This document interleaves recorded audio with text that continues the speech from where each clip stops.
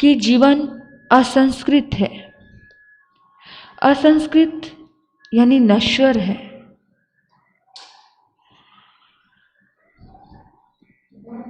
नश्वर जीवन से हम कुछ उपयोग प्राप्त कर लें तो अच्छा है, कुछ इसी उपयोग में लेकर के आ जाएं तो अच्छा है। एक बार टूट जाने के बाद जुड़ता नहीं है, यानी कि वृक्ष से पत्ता टूट जाता है, दोबारा लाख कोशिश करो उस पत्ते को जोड़ने की, दोबारा जुड़ता है। इसी तरह से शरीर है। ये शरीर एक बार टूट गया, एक बार छूट गया तो दोबारा मौत एक बार आ गई। दुनिया में किसी की ताकत नहीं कि इस मौत को रोक सके। आपको पता है, देवराज इंद्र आए थे भगवान महावीर के पास। ये बात आपको बार बार इसलिए बताई जाती है ताकि हमें समझ आए कि देवराज इंद्र आए और आकर के बोले कि प्रभु आप अपने आयुष को 2 घड़ी के लिए बढ़ा लीजिए। आप जिस मुहूर्त में इस दुनिया से जा रहे हो, भस्म ग्रह साधु संतों के लिए बड़ी दिक्कत का काम हो जाएगा। साधु संतों को संयम पालना बड़ा मुश्किल हो जाएगा। आप कृपा करके 2 घड़ी के लिए बढ़ा लीजिए। सोचना जरा कि आयुष कर्म को तीर्थंकर नहीं बढ़ा सकते। उन्होंने कहा ना ऐसा हुआ है देवराज इंद्र, ना कभी होगा और ना मैं कर सकता हूं। आयुष कर्म किसी के हाथ में नहीं है। आयुष कर्म कोई ज्ञानावरणीय कर्म नहीं है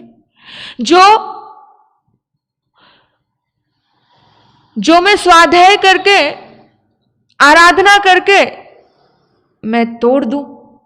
आयुष कर्म तो एक बार जो बंध चुका वो बंध चुका, अब तो बस परिणाम है। समझ आ रहे? कुछ कर्म ऐसे होते हैं जो आप बदल सकते हो, कुछ कर्म ऐसे होते हैं जो आप बदल नहीं सकते। निकाचित कर्म को आप बदल नहीं सकते हैं। एक बहन के मन में हलवा बनाने की इच्छा आई। घर में कभी बनाते हो ना हलवा, समझा रही हूं कि कुछ चीजें कैसे बदल सकती हैं और कुछ चीजें कैसे बदल नहीं सकती हैं। कुछ चीजें बदल सकती हैं और कुछ चीजें बिल्कुल बदल नहीं सकती हैं। एक बहन के मन में आया हलवा बनाना है, हलवा खाना है। बहन ने हलवा बनाने की तैयारी शुरू की। शक्कर के डिब्बे से शक्कर निकाली, पानी के बर्तन से पानी निकाला, घी के डिब्बे से घी निकाला, सब अलग अलग रख लिया। अभी एक पल में विचार बदल गया। हलवा नहीं बनाना है, हलवा नहीं खाना है। और उसने जहां से पानी निकाला था, जिस मटके से पानी उसमें डाल दिया। जहां से उसने शक्कर निकाली थी डिब्बे से, उसने उस डिब्बे में शक्कर डाल दी। जहां से घी निकाला था उसने उसमें घी डाल दिया। उसका कुछ नुकसान हुआ?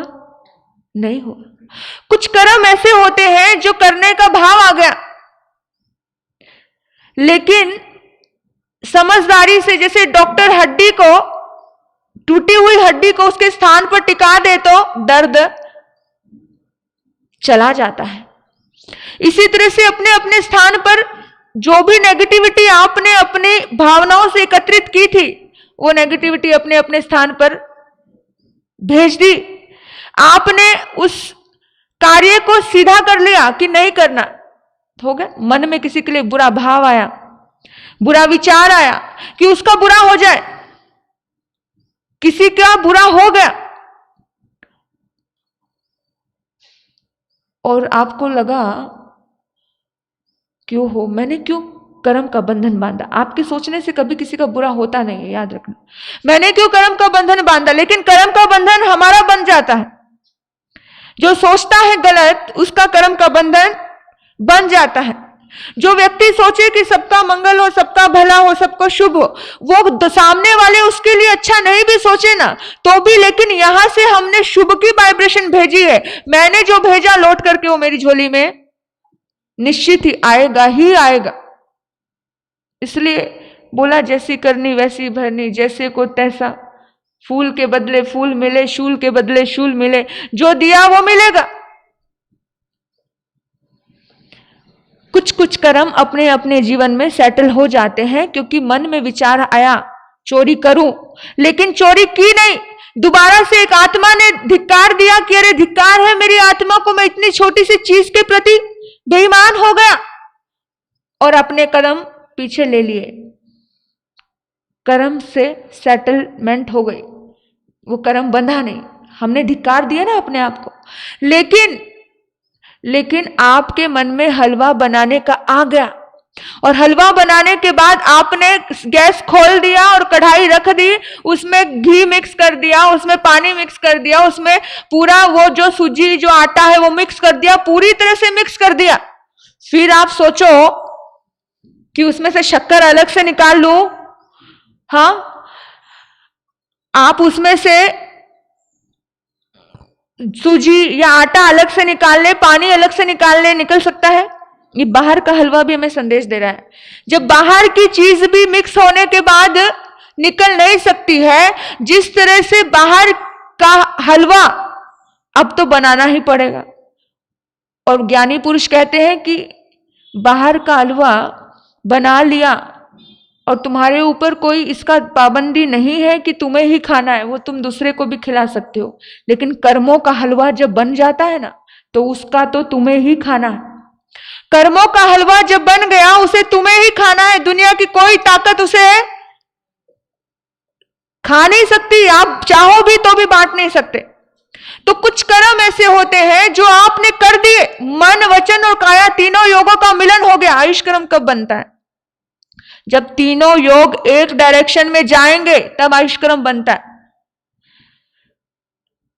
तीनों योग जब मंद डायरेक्शन में जाए या तीव्र डायरेक्शन में जाए, यानी तीव्रता में जाए या मंदता में जाए, तब आयुष कर्म बनता है। विचार आया? हाँ, जब तीनों योगों को आपने मिला दिया, मन वचन और काया, जब तीनों योगों से मिलकर के कर्म कर दिया, उस कर्म का भुगतान तो बोलो हमें ही करना है। दुनिया की कोई ताकत उस कर्म का भुगतान नहीं कर सकती हमारे अलावा। भगवान महावीर ने कहा कि ये कोई ज्ञान दर्शन चारित्र नहीं है, ये तो आयुष कर्म है। इस आयुष कर्म को कोई भी बदल नहीं सकता, एक क्षण के लिए भी बढ़ा नहीं सकता, एक क्षण के लिए भी घटा नहीं सकता। इसलिए ज्ञानी पुरुष समझ जाते हैं कि जीवन असंस्कृत है। इस जीवन, टूटे हुए जीवन को दोबारा जोड़ना बड़ा मुश्किल है। अभी तो बस परिणाम आएगा। एग्जाम देने के लिए बच्चा बैठ गया, एग्जाम दे दिया, देने के बाद अगर वो सोचे अगले दिन की उसमें कुछ हेर फेर हो जाए, उसमें लिखा हुआ कुछ बदल जाए, वो सपने में कितना भी सोचे ऐसा, उसके बाद तो सिर्फ परिणाम आएगा, रिजल्ट आएगा, रिजल्ट ही आएगा, बाकी कुछ भी आने वाला नहीं है। इसलिए विचार करना मेरे बंधुओं, जिंदगी इस तरह से है कि एक बार वृक्ष से पत्ता टूट जाता है तो दोबारा जुड़ता नहीं है। इस बारे में ध्यान रखना बहुत जरूरी है। इसलिए ज्ञानी पुरुष कहते हैं, क्षण भंगुर है जीवन तेरा, क्या ऐसा तूने सोचा है, हस्ती है पल दो पल की, क्या ऐसा तूने सोचा है। ऐसा नहीं सोचा तो सोच लेना। एक पल का भरोसा नहीं है, एक क्षण का भरोसा नहीं है। हर आत्मा को अपने कर्मों का फल भोगना पड़ता है। एक चोर चोरी करता है और सेंध लगाता है, सेंध लगा रहा है कमल के पत्ते की आकार का, इतना सुंदर कि लोग, दुनिया उस चोर को की सेंध लगाने की, यानी चोरी करने की जो प्रक्रिया है उसको देख करके उसकी प्रशंसा करने लग जाते हैं, और चोरी क्या की है ये तो भूल ही जाते हैं। लेकिन एक दिन वो अपनी गलत क्रिया की वजह से उसने तीखे तीखे कमल के पत्ते के जैसे एक सुंदर कमल की आकृति से सेंध लगाई दीवार में। सेठ के घर में प्रवेश करने ही वाला था, एक पैर अंदर और एक पैर बाहर था। सेठ की नींद खुल गई। सेठ ने उसका पैर पकड़ लिया। पीछे उसके चोर जो सहयोगी दोस्त थे उधर से वो खींच रहे हैं, उधर से सेठ खींच रहा है, क्योंकि चोर के सहयोगी दोस्त इसलिए नहीं छोड़ रहे हैं कि अगर सेठ के हाथ में ये आ गया तो हम सबका नाम जाएगा। देखो ये दुनिया, ये संसार कैसा है। वो अपने दोस्तों को कहता है मुझे छोड़ दो, मुझे पीड़ा हो रही है। इधर से सेठ पकड़ के बैठा है कि मुझे इसको पुलिस को देना है। लेकिन दोनों के चक्कर में वो चोरी करने वाला चोर, उसके पेट में वही तीखे तीखे नुकीले जो कमल पत्ती के आकार के उसने बनाए थे वो पेट में घुस गए और मर गया व्यक्ति। सेंध लगाने वाला जो व्यक्ति जैसा कर्म करता है उसको उसका परिणाम वैसा ही मिलता है। इसलिए बार बार कहा गया कि ये जीव अनादि से अकेला इस जग में ठोकर खा रहा है। अनादि अनंत काल से कभी जन्म कभी मरण, कभी जन्म कभी मरण, धर्म के बिना ये सब चीजें हो रही हैं। धर्म हो जीवन में, जिसके जीवन में धर्म हो उसका जीवन ऐसे होता है जैसे जल के ऊपर नौका, वो डूबता नहीं है। जिसके जीवन में समझ होती है उस समझ की वजह से वो व्यक्ति अपने जीवन का उत्थान कर लेता है। जल के ऊपर नौका कभी डूबी, लेकिन अगर नौका में छेद हो जाए तो डूब जाती है। अगर इंसान के जीवन में गलत भ्रांतियां हो, समझ जाए, गलत सोच हो तो डूब जाएगा। इसलिए इस नर्तन की कीमत को जानिए, समझिए। कुछ साथ ना अपने लाया तू, और साथ क्या लेकर जाएगा। जब जब भी दिल में कुछ गलत करने की इच्छा आए, जब जब भी मन में कुछ बुरा करने की इच्छा आए, जब जब भी तुम्हें लगे कि किसी ने मेरा कुछ चुरा लिया, किसी ने मेरा कुछ हड़प लिया, किसी ने मेरा कुछ छीन लिया, तो उस वक्त में एक ही बात अपने दिल में रखना कि क्या लेकर के आया था जो इतना रो रहा हूं। खाली तो आया था भाई। लोग आते हैं हमारे पास, महाराज साहब जी उसने मेरा इतना पैसा नहीं दिया, उसने मेरा पैसा अटका हुआ है, बहुत दुखी होते हैं। याद रखना, एक बात याद रखना, जो तुम्हारा है दुनिया की कोई ताकत तुमसे छीन नहीं सकती। याद रखना, ये प्रकृति का नियम है। जो तुम्हारा है दुनिया की कोई ताकत उसको छीन नहीं सकती है। जो तुम्हारा नहीं है वो तुम्हारे पास होकर भी चला जाएगा। इस बात का ध्यान रखना।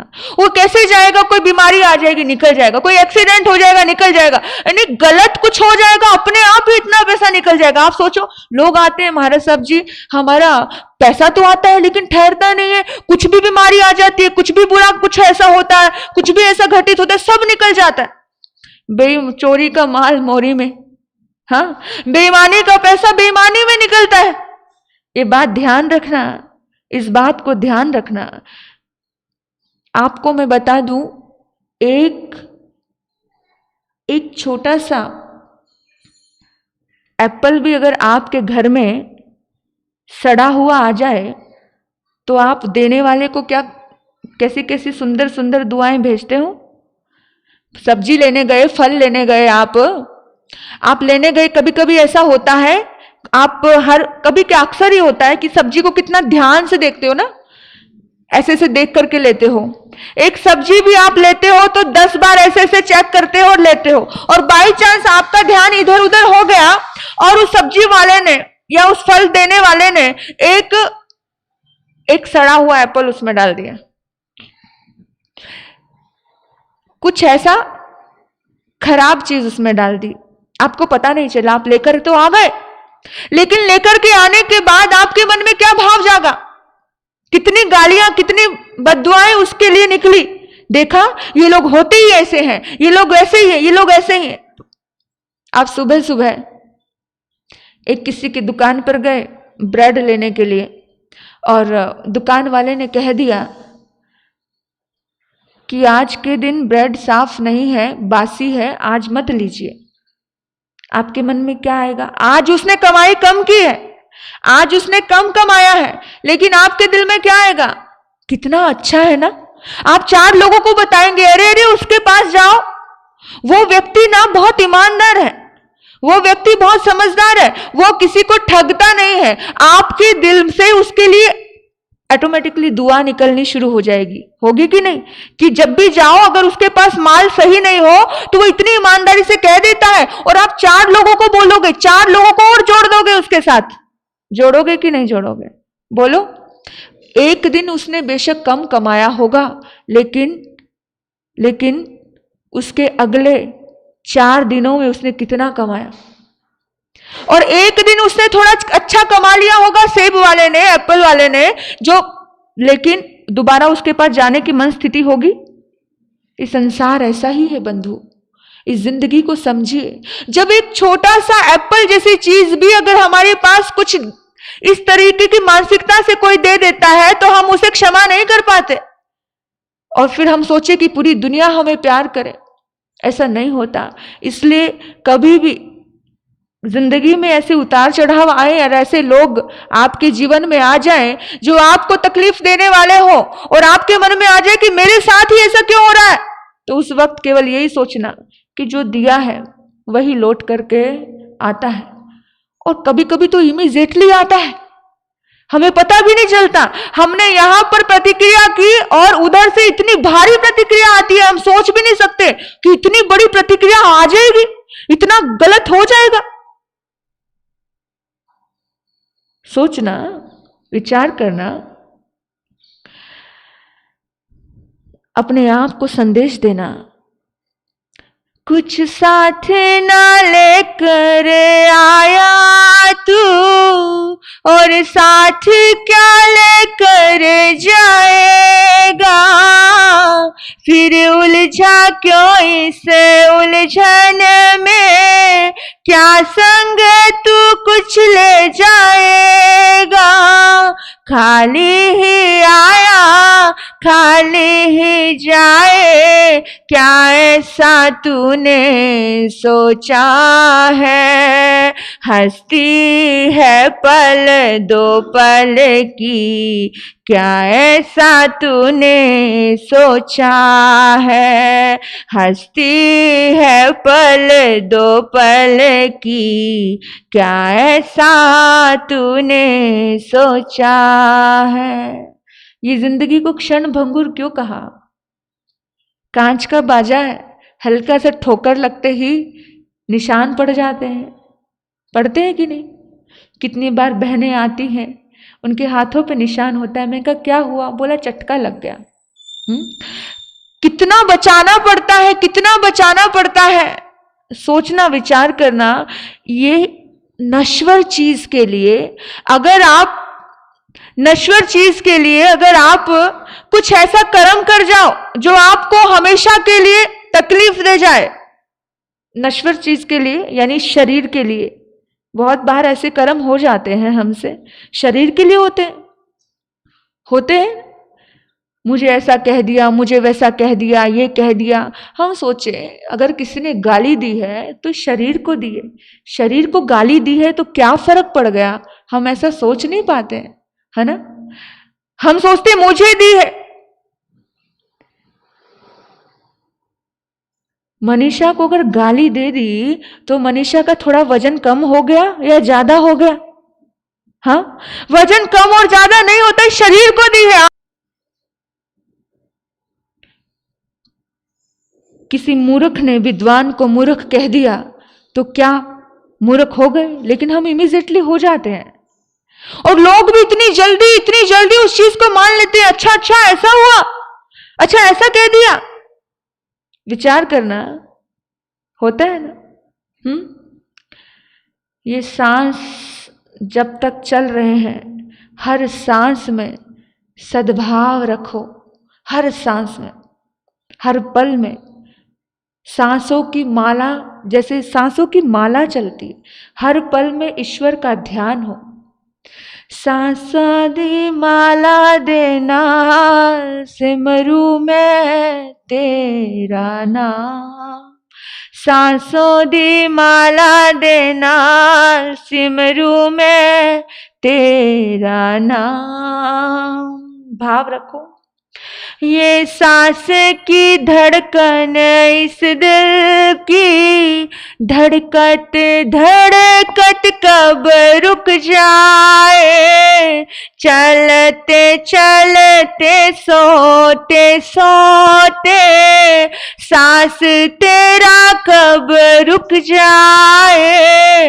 हर एक सांस अनमोलक तेरा, क्या ऐसा तूने सोचा है।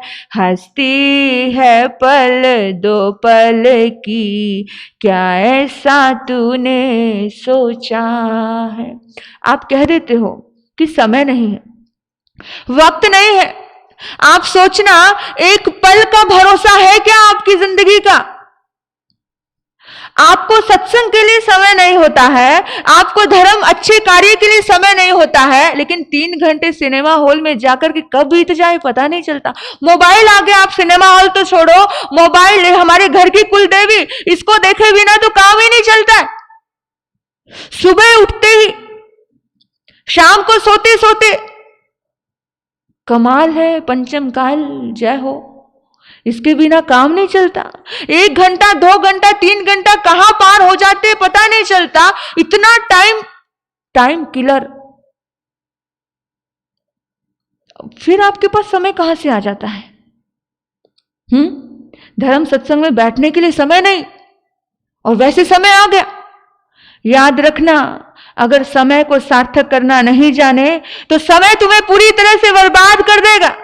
मैं वक्त हूं, वक्त पे बता दूंगा। वक्त कहता है मैं वक्त हूं, वक्त पे बता दूंगा। जो वक्त पे संभल गया उसे शहंशाह बना दूंगा, जो वक्त पे नहीं संभला उसे खाक में मिला दूंगा। मैं वक्त हूं, वक्त पे बता दूंगा। और याद रखना, वक्त बदलते देर नहीं लगती। कल तक जो सोने के महलों में जी रहे थे, जिनको सोने की लंका के रावण कहा जाता था, एक पल में खाक हो गए, एक पल में राख हो गए। विचार करना, हमारी और तुम्हारी क्या औकात? कुछ भी नहीं।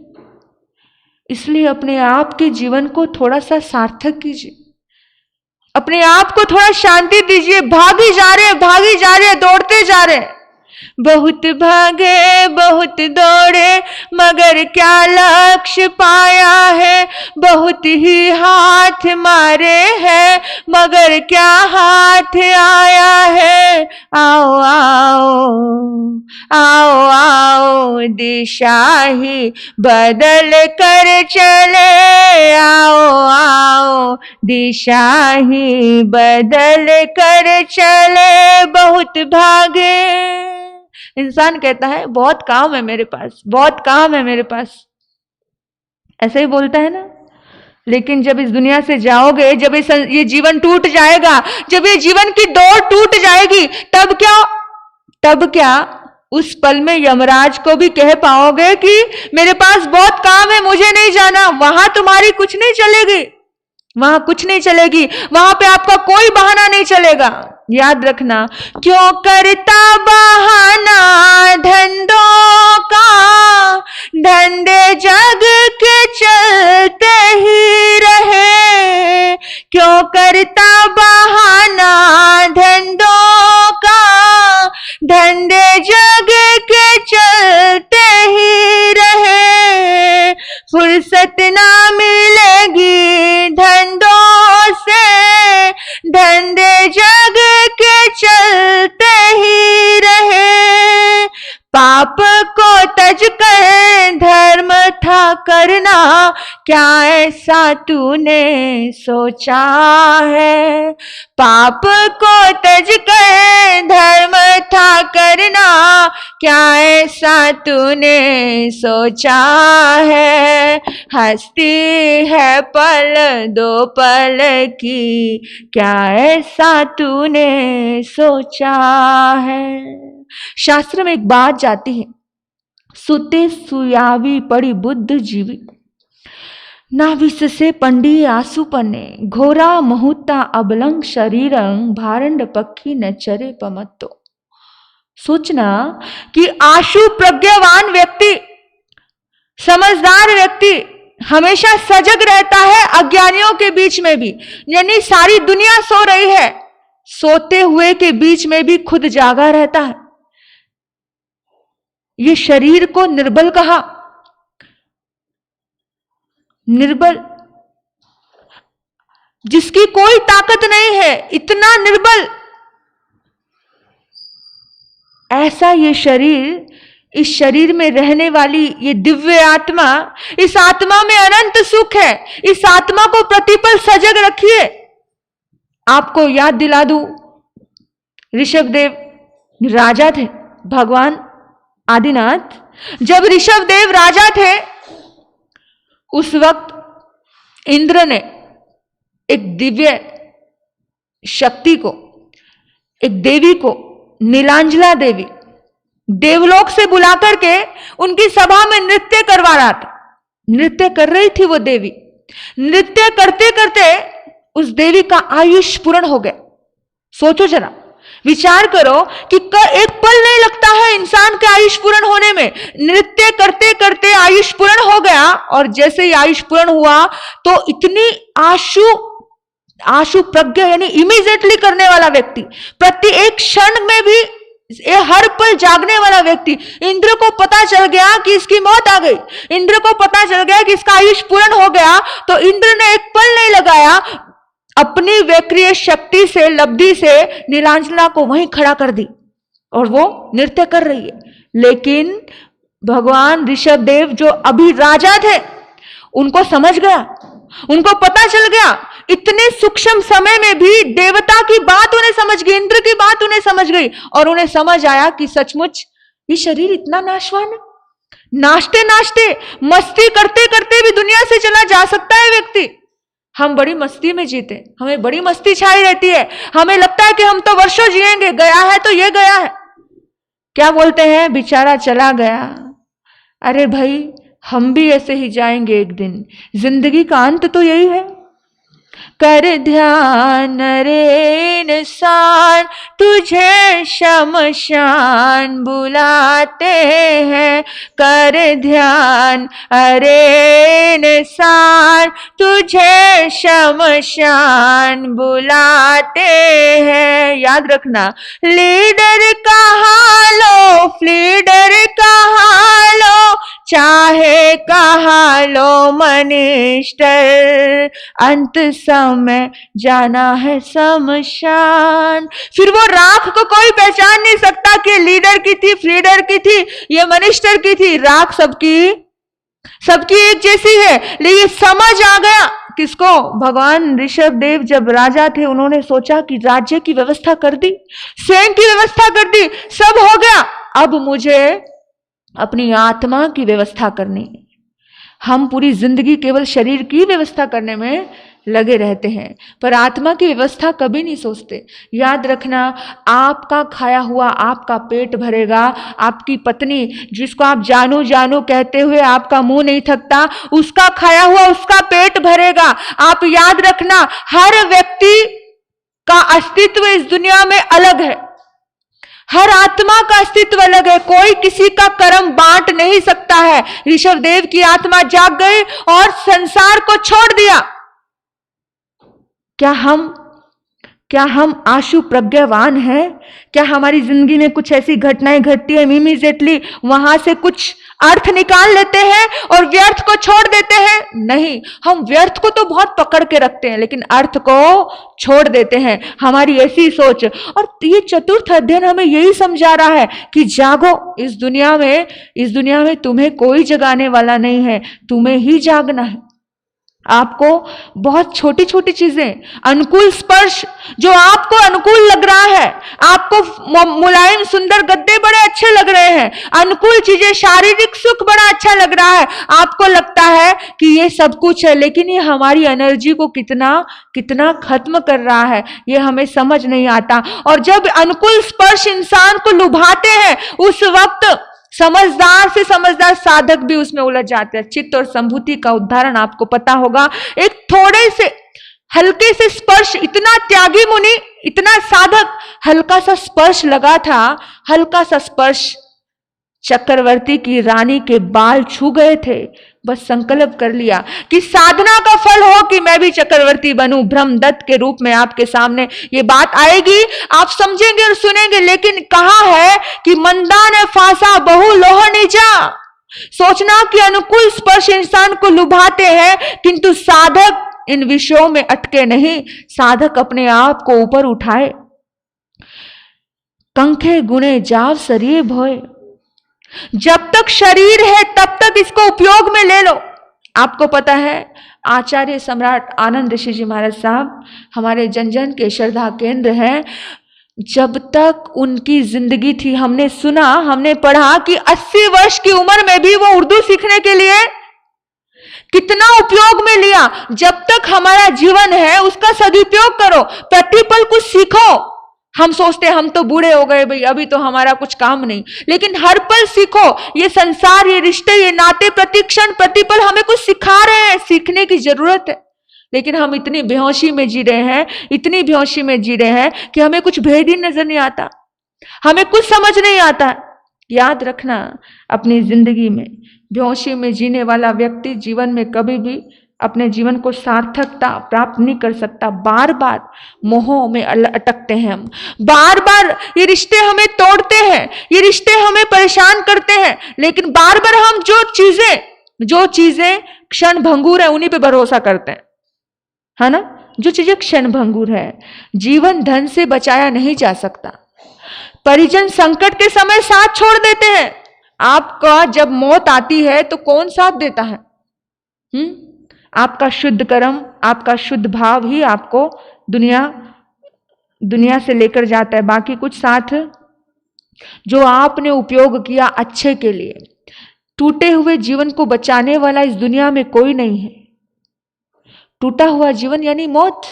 जब मौत आएगी, मौत की हवा का झोंका एक आएगा, मौत की हवा का झोंका एक आएगा, जिंदगी का वृक्ष तेरा टूट जाएगा, मौत की हवा का झोंका एक आएगा, जिंदगी का वृक्ष तेरा टूट जाएगा। यहां बैठे बैठे भी मौत को याद कर लो, घर जाने की जल्दी नहीं होगी। हाँ, यहां बैठे बैठे मौत को याद करोगे तो घर जाने की जरूरत नहीं होगी, क्योंकि आपको समझ आ जाएगा कि यार जाना है दुनिया से, तब भी तो घर चलेगा।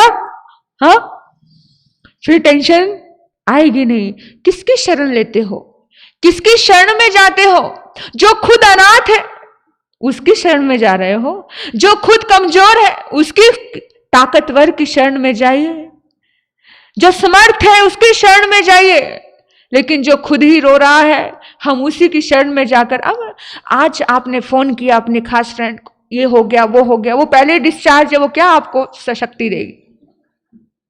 वो पहले डिस्चार्ज है, वो क्या शक्ति देगी? जो ताकतवर है वो ताकत दे सकता है, लेकिन जो शक्तिशाली ही नहीं है, जो पहले ही अपने अंदर में नेगेटिविटी लेकर के बैठा है, वो क्या आपको पॉजिटिविटी देगा? आप डॉक्टर के पास जाओ, डॉक्टर साहब मुझे ये दर्द, मुझे वो दर्द, डॉक्टर कहे मुझे भी दर्द।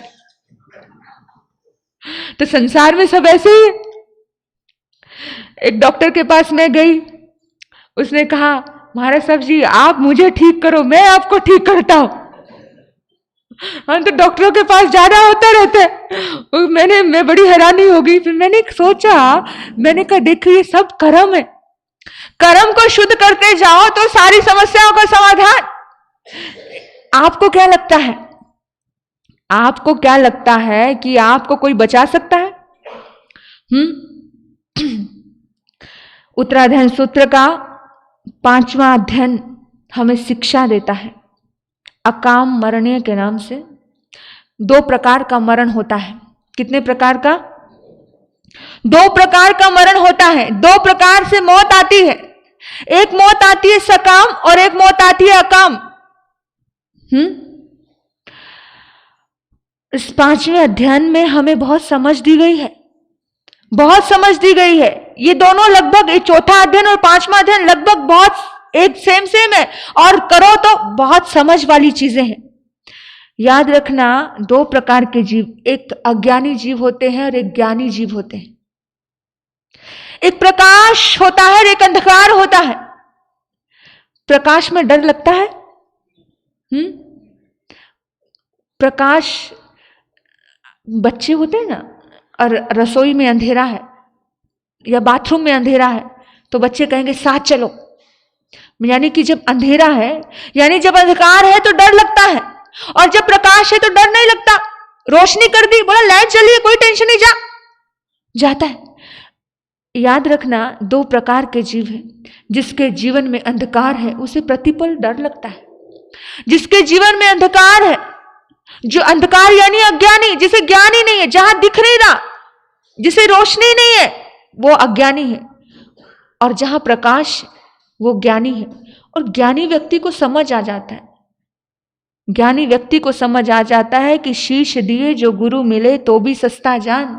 यहां पर तो अगर गर्दन चली जाए तो भी सस्ता है, अगर धर्म मिल रहा है, परमात्मा मिल रहा है। इसलिए समझदार और ज्ञानी व्यक्ति कोई भी मूल्य चुकाना पड़े वो चुका देते हैं, क्योंकि उन्हें समझदार के साथ जीना है, उन्हें सामर्थ्य के समर्थवान के साथ जीना है, उन्हें असमर्थ के साथ जीना नहीं है। और याद रखना कि जो व्यक्ति ज्ञानी होकर के जीवन भर जिया नहीं, उसकी मौत भी ज्ञानी होकर के नहीं आएगी। जो जीवन भर अज्ञान में जिया वो मरेगा, ज्ञानी होकर कैसे मर सकता है? हाँ, हमको ज्ञानी होकर मरना है या अज्ञान अवस्था में ही मरना है? ज्ञानी होकर के मरना है तो जीवन भर प्रैक्टिस तो लगती है ना। कोई भी चीज को सीखने के लिए प्रैक्टिस लगती है, बिना प्रैक्टिस के कुछ भी नहीं होता। अगर आप चाहते हो कि आपको संथारा आए, अगर आप चाहते हो कि आपको पंडित मरण आपका हो, तो आपको बहुत समझ के जीवन जीना।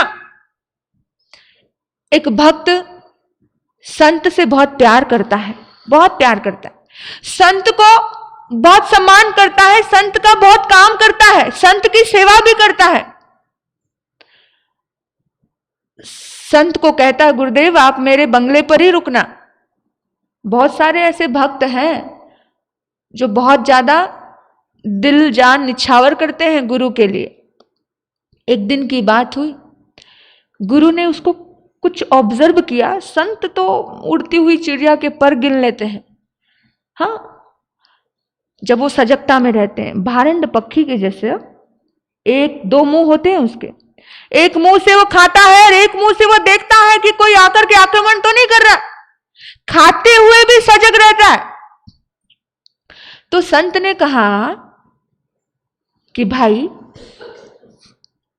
ये ले, एक सुई दी। संत ने क्या दी? एक सुई। अब सेठ कहता है कि गुरुदेव ने मुझे उपहार स्वरूप ये सुई दी, मैं सुई का क्या करूंगा गुरुदेव, मेरे पास बहुत सारी सुइयां है। हाँ, संत आपको क्या देते हैं उसके पीछे बहुत रहस्य होता है, स्वीकार कर लेना चाहिए। लेकिन नहीं,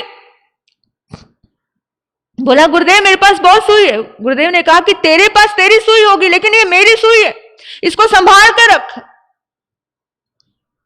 बोला कब तक रखनी है? बोला कि देख, इस लोक में तो मुझे जरूरत नहीं है, मरने के बाद परलोक में जब तू मुझे मिलेगा तब दे देना।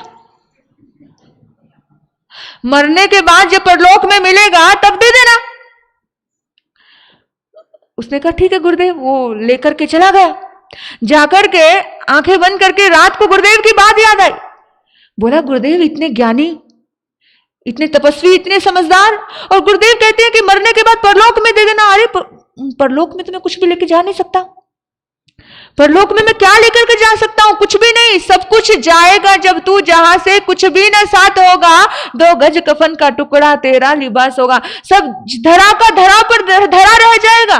क्या लेकर के जाऊंगा? कुछ भी लेकर के जा नहीं सकता। आ गया गुरुदेव के पास। गुरुदेव आप तो ज्ञानी हो, और ज्ञानी होकर के कैसी बात करते हो? आप कहते हो मरने के बाद परलोक में। तू मेरा निजी है, तू मेरा अंत्यवासी है, तू मेरा खास है ना। तू अपने आप को मुझे खास समझता है, कुछ लोग बड़े खास समझते हैं। तो तू मेरे साथ ही जाएगा। तू वहां मिलेगा भी मेरे साथ, जन्मों जन्मों का जो रिश्ता है तू वहां भी मिलेगा। मिलने के बाद तू मुझे क्या करना? ये सुई दे देना। गुरुदेव आप ज्ञानी हो, आपको पता नहीं कि मरने के बाद तो कुछ भी लेके जाया नहीं जा सकता। गुरुदेव कहते हैं बेटा ये बात मुझे पता है, इसलिए तुझे समझा रहा हूं। जब तू इतना समझदार है, जब तुझे पता है कि मरने के बाद तू कुछ भी लेकर जा नहीं सकता, तो तूने आज सत्संग के बाद एक गलती क्यों की? बोला क्या गलती की गुरुदेव? बोला पता है, जब प्रवचन खत्म हुआ, प्रवचन खत्म होने के बाद तूने प्रभावना बांटी। बांटते हो ना आप लोग प्रभावना? साधु संत घर में आए तो प्रभावना बांटते हो, कुछ काम हो तो प्रभावना बांटते हो। प्रभावना बांटने से तीर्थंकर गोत्र का बंद होता है। लेकिन कौन सी प्रभावना? प्रभावना के रूप बदल गए आज। हाँ, कौन सी प्रभावना? धर्म की प्रभावना करते नहीं है। 10 लोगों को फोन करके समाचार देते नहीं है कि चलो आओ सत्संग चल रहा है, उत्तराधीन सूत्र की सुंदर व्याख्या चल रही है। समाचार नहीं दिए जाते हैं। हाँ अरे पता है आज ऐसा हो गया, आज ऐसा। अच्छी बात को प्रभावना नहीं करना, गलत बात का प्रभावना करना तो कर्म का बंधन। अच्छी बात की प्रभावना करो तो जन्म। नहीं तो हम लोग इतने चिकने घड़े हो गए, इस कान से सुनते उस कान से निकाल देते, अच्छी चीज को अंदर लेकर ही नहीं जाते। हाँ? बोला तुझे जब प्रभावना की ना तो उस वक्त एक गरीब कुछ बच्चे बाहर खड़े थे। तूने बड़े बड़े जो भरे हुए उनको तो बहुत दिया तूने, लेकिन उन बच्चों को तूने नहीं दिया। क्या तू सिर पे लेकर के जाएगा? यानी तेरा मान बढ़े, तेरा सम्मान बढ़े, तेरी इज्जत बने, तेरी शान और शौकत बढ़े, इसलिए तूने घर में सत्संग करवाया और तूने भरे हुए को खिलाया। लेकिन ऐसे लोगों को तूने नहीं दिया, तेरा ध्यान नहीं गया। तू ये जो सत्संग क्यों करवा रहा है? कुछ लोग क्यों करवाते हैं पता है? उसके पीछे भी अपनी स्वार्थ होता है, उसके पीछे भी अपनी भावना एक अलग होती है। आपका इंटेंशन कैसा है उसके प्रति ध्यान रखना। आपका इंटेंशन, आपका हेतु क्या है, वो आपका काम करेगा। हेतु अगर केवल शानो शौकत बढ़ाने का है, लोग आते हैं, हमने देखा बड़े बड़े रईसजादे, अच्छा वहां लाखों करोड़ों का दान तो देते हैं, लेकिन मेरा नाम लगे। अब नाम लगे, नाम के चक्कर में वो जो पुण्य था, एक बीज जब धरती में छुपता नहीं है, ऊपर ही लगा रहता है, वो बीज फल देता है क्या?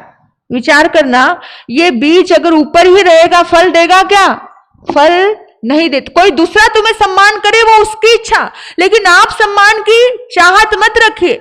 याद रखना, एक बीज जब छुपता है, जब छुप करके कुछ काम करता है, तब जाके वो फल देता है। अगर बीज कहे मुझे धरती के ऊपर ही रहना है, तो फल। तुम्हारे पुणे में बड़े बड़े दानवीर, उनको दानवीर कहा जाए क्या? सोचना, विचार करना कि हम नाम लगेगा तो ही दान देंगे। अगर ऐसी सोच है तो वो फिर उतना ही है, उसकी नाम और शान और शौकत के लिए वो कर रहा है, वो परभव का तो कुछ भी सोच नहीं रहा। लोग बोलते अगला जन्म किसने देखा? आपका होना ही आपके दादा परदादे का होना साबित कर रहा है। और कहते मैं अपने दादा को नहीं मानता, मुझे पता नहीं, मैंने देखा नहीं। मैं अपने पिता को नहीं मानता क्योंकि मैंने पिता नहीं, मैं तो गर्भ में था तभी मेरे पिता दुनिया से चले गए थे। तो इसका मतलब ऐसा है कि पिता नहीं है।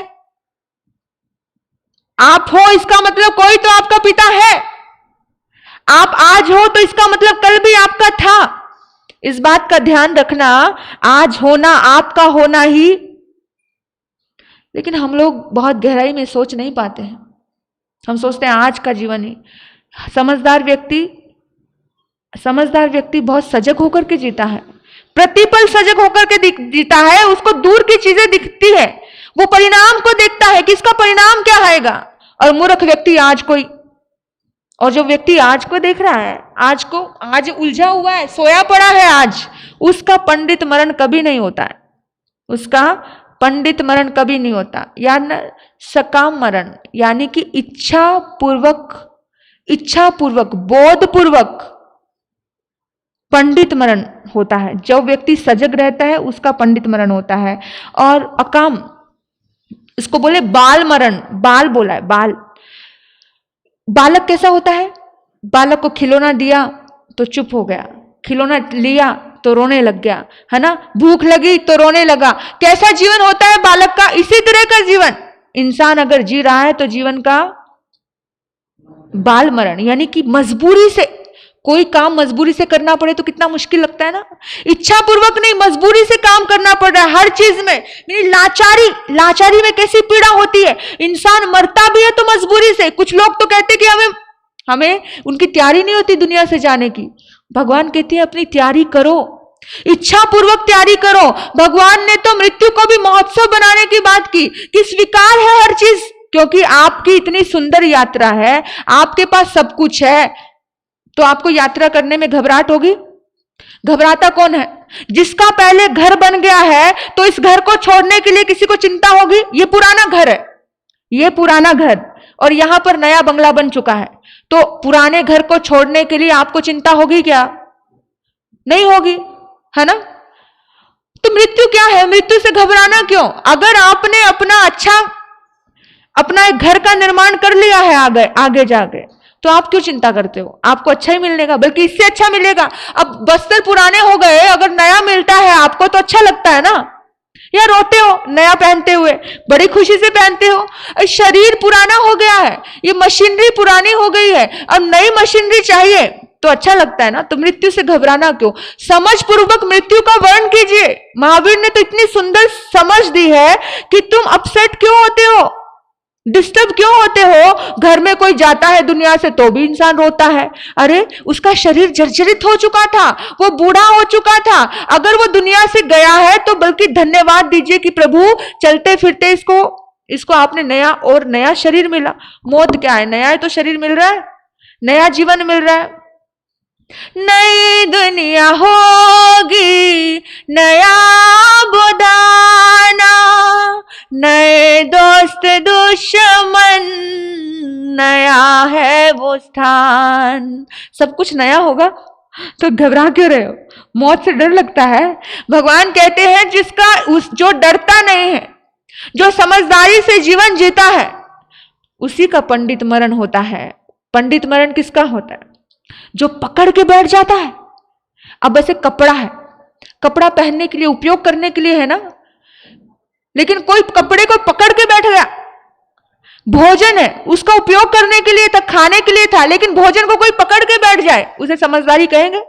धन मिला है, उपयोग करने के लिए मिला है, लेकिन हम उसे पकड़ के बैठ गए तिजोरी में, उसे समझदार कहेंगे? हम सब अज्ञानी होकर के जी रहे हैं। तो पंडित मरण, मौत अच्छी कैसे आएगी? हम पकड़ के बैठे, और पकड़ने वाले का कभी उद्धार और कल्याण नहीं होता है। याद रखना, जो पकड़ के रखता है वो रावण, जो पकड़ के रखता है वो कंस। याद रखो जिंदगी में कि जिसने भी कभी भी धन का उपयोग कर लिया वो शालीभद्र हो गया। जिसने अपनी खीर का उपयोग कर लिया वो शालीभद्र, और जिसने धन का उपयोग कर लिया वो शालीभद्र, जिसने सत्ता का उपयोग कर लिया वो भरत चक्रवर्ती, जिसने उपयोग नहीं किया उसका क्या होगा? दुर्योधन, कंस, रावण, जिन्होंने अपने जीवन का सदुपयोग नहीं किया, अपने लिए तो बिल्कुल नहीं किया। जो अपने ऊपर करुणा नहीं कर पाए वो दूसरे के ऊपर करुणा कैसे करेगा? सबसे पहले स्वयं के ऊपर करुणा करो कि दे जाना ही ले जाने का नाम है। इस दुनिया में सब कुछ छूटेगा, कुछ भी रहेगा नहीं। ये बात उत्तराखंड सूत्र कह रहा है, मैं नहीं कह रही, इसमें मेरा यहाँ कुछ भी नहीं है। लेकिन याद रखना, इस जिंदगी में साइंस भी कहता है कि कोई भी अस्तित्व, इस दुनिया में कोई भी अस्तित्व बना है, वो हर अस्तित्व पूरी तरह से समाप्त नहीं होता है। ये शरीर खत्म हुआ है, लेकिन आत्मा तो अजर अमर है। आत्मा कभी खत्म नहीं होती है, चेतना हमेशा रहेगी। कुछ लोग बोले मेरा तो इस दुनिया में, लोग हैं जो दूसरों का होगा वो मेरा हो जाएगा। दुनिया कभी किसी की नहीं होती। आपका याद रखना इस बात का, ऐसा सोचने वाला अज्ञानी होता है, अपने जीवन से भ्रष्ट हो जाता है। एक उपमा दी प्रभु ने, उपमा दी जैसे कोई रास्ते पर, उबड़ खाबड़ रास्ते पर चलता है तो गाड़ी वाले को दिक्कत होती है। गाड़ी चलाइए, आप चलाते हो हमेशा, सबको अच्छा आते हैं। जब कोई उबड़ खाबड़ रास्ता आ जाए तो इजी होता है आपको चलना, कितना मुश्किल होता है उबड़ खाबड़ रास्ते पर चलना, और एकदम सीधा सरल रास्ता है तो कितना आसान से सफर पार होता है। कुछ अज्ञानी पुरुष उबड़ खाबड़ रास्ते से जाते हैं, रोते, जो दर्द देने वाले रास्ते हैं उसी रास्ते को स्वीकार करते हैं, फिर रोएंगे ही, रोना ही आएगा उनको। सरल और सीधा रास्ता है, पता है, पता होने के बाद भी इंसान अज्ञानी रहेगा तो क्या होगा। बाल जो जीव होता है वो हमेशा शोक में लगा रहता है, हमेशा शोक में, हमेशा चिंता में, हमेशा तनाव में। आपको पता है कुछ भी, कोई लोग बीमार हो जाते हैं, बड़े बड़े हॉस्पिटल में जाते हैं, लीलावती में जाएंगे, कितने हाई लेवल के हॉस्पिटल, लोग कहते हैं पूना में इतने बड़े हॉस्पिटल है, इतने बड़े हॉस्पिटल, इतना सुंदर ट्रीटमेंट है। आप सोचो, सनत कुमार के चक्रवर्ती की सेवा में देवता भी थे, देवता से बढ़कर तो कुछ नहीं है, उनका वरदान से बढ़कर कुछ नहीं है। देवता थे तो भी उनके रोग होने से बचा नहीं सकता। अगर ये इतने बड़े बड़े हॉस्पिटलों के ऊपर आप उनकी शरणें पर चल रहे हो, उनकी शरण में जाकर के आपको लग रहा है कि आप बच रहे हो, ऐसा नहीं है। आप घूम लो कहीं भी, और अगर आपका कर्म वहां खत्म नहीं होने वाला है तो कोई हॉस्पिटल, कोई डॉक्टर आपको बचा नहीं सकते। हमारे मन में कभी कभी विचार आ जाता है कि इतने हाई लेवल का ट्रीटमेंट हो जाए तो इंसान का ज्यादा अच्छा हो जाएगा, ऐसा नहीं। अगर आपका कर्म अच्छा है तो ही आप बचोगे। अगर आपका कर्म अच्छा नहीं है, दुनिया की कोई दवाई आपको लगने वाली नहीं है, मौत से कोई डॉक्टर आपको बचा नहीं सकता है, और कोई भी अच्छी से अच्छी सुविधा आपको बचा नहीं सकती। इस बात का ध्यान रखना। उसी व्यक्ति का मरण पुण्यशाली होता है जो ज्ञानी होता है, उसी व्यक्ति का स्मरण होता है जो ज्ञानी होता है। गृहस्थ हो या संत, दोनों का समाधि मरण हो सकता है। कितने संतों को समाधि मरण नहीं होता है, और कितने गृहस्थियों को समाधि मरण नहीं होता है, कितने गृहस्थियों को हो भी जाता है और कितने संतों को हो भी जाता है। क्यों होता है, उसके पीछे सोचना जरा, क्यों होता है? क्योंकि जो साधक पकड़ कर नहीं रखता है, आप देखो हम बहुत अच्छे अच्छे स्थानों में रुकते हैं, बड़े बड़े स्थानक में रुकते हैं, कभी कभी तो लोग इतने अच्छा सुविधा भी देते हैं, साधु जीवन है, कभी घी घना, कभी मुट्ठी चना, कभी वो भी मना। लेकिन इतने सुंदर तुम्हारा ये आकुड़ी निगड़ी का सुंदर स्थानक, यहां से मुझे 18 नवंबर के बाद जाना है, जाने के बाद मुझे यहां को छोड़ते हुए 1% भी दुख नहीं होने वाला, क्योंकि मैंने इसको अपना माना ही नहीं। जब तक थे तब तक अपना, जब गए तो। 2 प्रकार के जीव होते हैं, एक बंदर का होता है और एक पक्षी का। एक पक्षी, बंदर वृक्ष पे बैठा है, पक्षी भी वृक्ष पे बैठा है। तूफान आया, इतना भयानक तूफान आया कि वृक्ष टूट गया, बंदर गिर गया और पक्षी उड़ गया। दर्द किसको हुआ? गिरने वाले को दर्द हुआ, क्योंकि उसको उड़ने की कला नहीं आती। जिसे उड़ने की कला आती है उसे दर्द होता नहीं है। तितली बनकर के जियो, क्या टेंशन है। हाँ, कभी इस फूल पे, कभी उस फूल पे। लेकिन हम लोग कैसे हैं?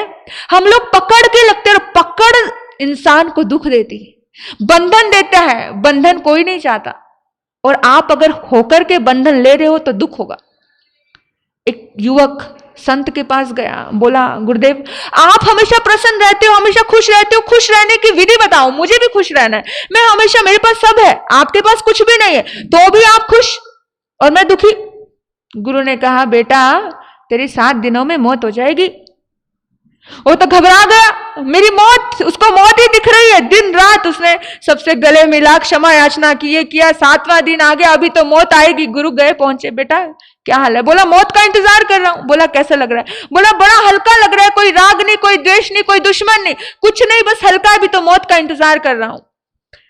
गुरुदेव आपने तो कहा था 7 दिनों में मौत हो जाएगी, आज 8वां दिन है, अभी तक मौत नहीं हुई।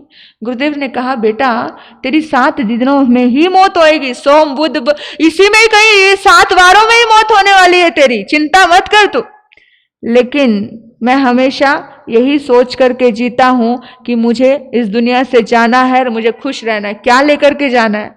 क्या लेकर के जाना है? इसलिए मुझे खुश रहना है। इतना तनाव लेकर के मुझे, देखो याद रखना, इस दुनिया में छोटी छोटी बातें हो जाती हैं, इंसान अपने आप पर इतना प्रेशर ले लेता है, मेरी बेइज्जती होगी, मेरा ये हो गया। इस दुनिया में बड़े बड़े राजे महाराजे आए, कौन किसको याद कर रहा है, कौन किसको ध्यान रख रहा है, कौन किसकी इज्जत और बेइज्जती का ध्यान रख रहा है, कुछ फर्क नहीं पड़ता है।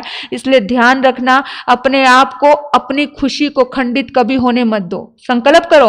अंतिम समय में कभी कभी आपके बुजुर्ग हॉस्पिटल में जाना नहीं चाहते हैं, वो घर में रह करके संथारा ग्रहण करना चाहते हैं, लेकिन आप लोग अपनी मोह की वजह से उनको क्या कर लेते हो, उनको बांध लेते हो, पकड़ लेते हो। पकड़ना नहीं, उस टाइम उनको छोड़ना सिखाना कि मोह मत करो, राग द्वेष मत करो।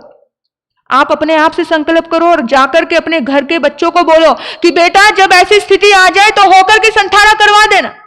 एक बुजुर्ग दादी माँ थी, मैं उनके पास गई मंगल पाठ सुनाने। घर के सभी सदस्यों ने मुझे बताया कि महाराज साहब जी, ये बुजुर्ग महिला है ना, ये दिन भर ये अपने घर में माला जपती रहती थी, लेकिन आज ऐसी स्थिति है कि ये माला नहीं जप रही है। मैंने उनको माला दी तो उन्होंने माला फेंक दी, माला नहीं पकड़ी हाथ में। हैरानी की बात कि जिसने जिंदगी भर, जीवन भर कहीं ना कहीं जीवन के कुछ पलों में बहुत साधना की है, उसने बहुत समाइके की है, बहुत व्रत पचखान किए हैं, लेकिन अब अंतिम समय डॉक्टर ने पूरी तरह से मना कर दिया है। डॉक्टर ने कहा कि बचेंगे नहीं, ये कल का सूर्य उदय देखेंगे नहीं। सबके सब तैयार है, सबके सब कह रहे हैं संथारा ग्रहण कर लो। मैंने कहा देखो, जीवन तो क्षण भंगुर है, एक पल का भरोसा नहीं, कर लो। मुंह मोड़ लिया, मुंह मोड़ लिया। ऐसा क्यों हुआ? अंतिम समय में आपकी पकड़ ना छूटे, ऐसा क्यों? क्योंकि गति का बंधन मन वचन काया के अशुभ परिणामों में हो चुका था। और अगर एक बार गति का बंधन हो जाए तो जिंदगी में अच्छा, अंतिम समय में अच्छा भाव आ नहीं सकता। इसलिए कितनी बार कितने साधुओं को भी संथारा नहीं, गति का बंध पहले हो गया तो क्या कर सकते हैं। इसलिए प्रतिपल सजग रहिए। गति का बंधन अगर बुरा हो गया, आज अगर आपको समझ है और अंतिम समय में आपके मुंह से नवकार मंत्र नहीं निकलेगा, इस बात का ध्यान रखना, तय करना आप अपने जीवन में कि हॉस्पिटल में आपको नहीं मरना। आज से ही तय करना, हॉस्पिटल में नहीं मरना, प्रभु की शैया पे मरना है, परमात्मा की शैया संलेखना संथारा लेकर के मरना है। शर्त रख दो अपनों के सामने कि कुछ भी हो जाए, अंतिम समय में, अंतिम क्षण में समाधि के भावों से विदा करना है।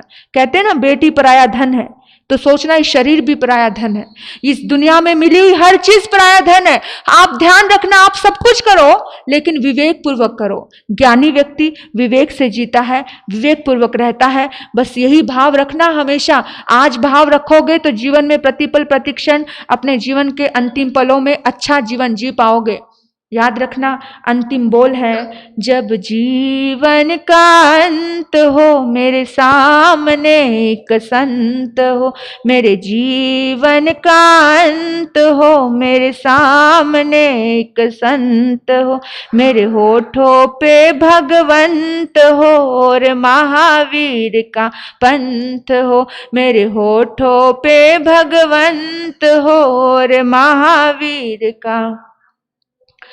कषायों की आग में जलता जलता आया हूं। आंखें बंद करके ईश्वर से प्रार्थना करो। आज उत्तराधायन सूत्र के 2 अध्ययन आपने सुने, असंस्कृत और बाल मरण, पंडित मरण। एक भाव रखना कि हे प्रभु, पंडित मरण हो मेरा, अंतिम समय में कोई पकड़ ना हो, मेरी कोई पकड़ ना हो, मैं इतना आराम से हल्के फुल्के होकर के इस दुनिया से जाऊं। कषायों की आग में जलता जलता आया हूँ, वासना की राह में चलता चलता आया हूँ, दुख भरी इस यात्रा का, दुख भरी इस यात्रा का सुखद अंत हो, मेरे जीवन का अंत हो मेरे सामने एक संत। सभी बोलेंगे, जब जीवन का, जब जीवन का अंत हो मेरे सामने एक संत हो। आपने मुझे सुना, जिन वाणी को सुना, आपके भीतर बैठे परमात्मा को नमन करते हुए ओम शांति। आज का जाप ललिता जी चोरडिया, आज का आइंबिल पुष्पा जी छाजड़, कल का आइंबिल उज्ज्वला जी बडेरा इनका है। आप सभी को धर्म सभा में बहुत बहुत धन्यवाद। धर्म करने वालों को। ये कौन है? आज की धर्म सभा में हमारे भंसाली भाई मार्केट यार्ड से, पूना से आए हैं। 4 महीने, आदिनाथ के 4 महीने इन्होंने हमारा प्रवचन नहीं छोड़ा। लगातार धर्म सत्संग का इन्होंने लाभ लिया। धर्म सभा में हम आपका बहुत बहुत स्वागत करते हैं, बहुत बहुत सम्मान करते हैं हमारे बंसाली जी।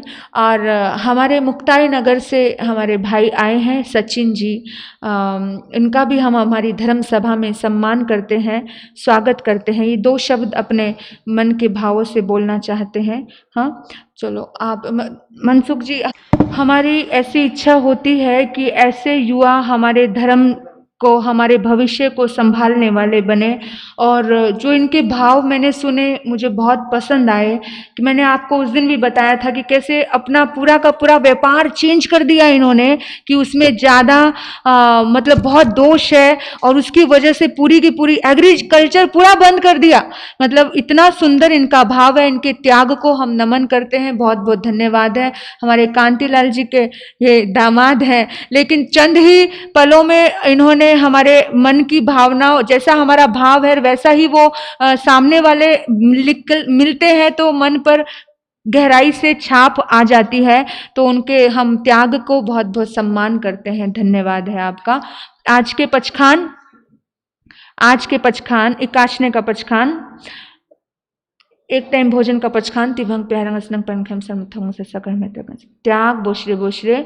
आज के आइंबिल लंबी आइंबिल तपस्या में माँ मीरा जी तप गगन चंद्रिका, इनको हम बहुत बहुत सम्मान करते हैं। जब से चातुर्मास चल रहा है मेरी एक भावना होती है हमेशा हर कि मैं जहां पर भी चातुर्मास हो वहां हर दिन एक आइंबिल जरूर होना चाहिए, लेकिन इन्होंने पूरा चातुर्मास का बीड़ा उठा लिया। जब से चातुर्मास चल रहा है तब से ये आइंबिल तप कर रहे हैं। इनका बहुत बहुत धन्यवाद है। इनकी लंबी आइंबिल तपस्या के लिए जिनिशासन माता की इन पे कृपा बनी रहे। आइंबिल पचखामे नथा उगन सैसा गण मैत्रा गारणं उखित विवेगनं घी संसेनं सस्मावते गणं त्याग बोशरे बोशरे। तपस्या करने वालों को। और कोई पचखान, आज का सामूहिक पचखान है वर्धमानं शरणं पवज्जामि। अपने घर में सब लोग अपने बच्चों को लेकर के बैठेंगे और बोलेंगे वर्धमानं शरणं पवज्जामि, वर्धमानं शरणं पवज्जामि। बोलिए भगवान महावीर। जयकारा इतने अच्छे से लगानी चाहिए कि अंदर का पसीना निकल जाए, पूरी गंदगी निकल जाए। हाँ बोलिए भगवान महावीर। संसार के सभी महान पुरुषों की, जैन धर्म की। चैता भारंगवासं चक्रवर्ती हेडियो संति संति करेलो विपत्तो गहिमनोत्रंग। अरिहंत परमात्मा स्वास्थ्य लाभ बना रहे, सुख शांति बढ़ती रहे, हर अच्छे कार्य में सफलता प्राप्त हो इन्हीं सद्भाव से।